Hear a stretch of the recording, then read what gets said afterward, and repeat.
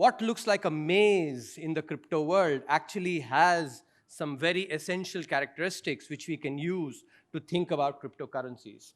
I'm going to use a hypothetical example to start with, just to solidify concepts. Let's say that two characters that all of us are familiar with right from childhood. Let's say Krishna and Radha want to communicate with each other, and communicate with each other in a manner that they can hear what the other person is saying without any interference.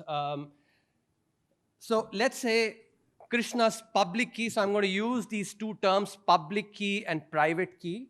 And I think these are very, very critical to understanding the world of blockchain and thereby the world of crypto. Mark those words, blockchain and thereby the world of crypto, not the other way around. So public key and private key. Think about the public key as your email address. Think about the private key as your password. Just, again, for latching on to concepts that you already know. So public key, think about it as an email address. My email address presumably is known to all of you. Similarly, many of your email addresses would be known to me. But my password is not known to you, just like your passwords are not known to me. So Krishna has this public key that is known to everyone, including Radha. Radha, let's say, encrypts with Krishna's public key. Remember, this is something that Radha knows, everybody else knows, saying, I love you, Krishna. As only Krishna has his private key, now remember, this has been coded by Radha with Krishna's public key, and so only Krishna's private key will work, okay?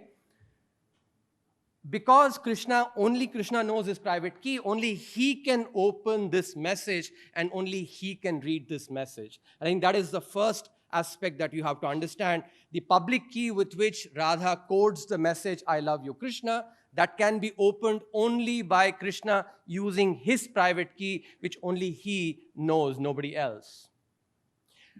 This, though, still presents a problem. How would Krishna know that this message was sent only by Radha? It could be the case that, and I'm just, I don't think there would have been a jealous gopi, but, just to humor me and to take this example forward, let's say a jealous gopi encrypts with Krishna's public key. Instead of saying, I love you, Krishna says, I hate you, Krishna. How would Krishna know if Radha indeed loves him or hates him? And that's basically the problem that I'm presenting in this world. But this is the problem that the world of blockchain, crypto, etc. actually really tries to overcome through this concept called double encryption. And that's a very important aspect, double encryption. So now let's say Radha digitally signs her message with her private key. Now this is something that only Radha knows, right? So Radha signs it with her private key. Remember, the message is already encrypted with Krishna's public key. So it's as if actually there's a message, and that message is basically sent, let's say, on a protocol. So Radha is signing that message digitally with her private key. Now Krishna decrypts this with his private key. The message he decrypts with his private key, but as his public key was used, only his private key can be used to decrypt the message, I love you, Krishna. But to know that only Radha has sent this message and not another gopi, what Krishna now does is uses Radha's public key. Remember, Radha has actually sent it with her private key, and it's Radha's private key plus Radha's public key that actually, enables them to actually, to decode it. So by using Radha's public key, Krishna can ensure that this message is actually, has been sent only by Radha. So that's the key point here. So two steps, and that is something which is important to remember.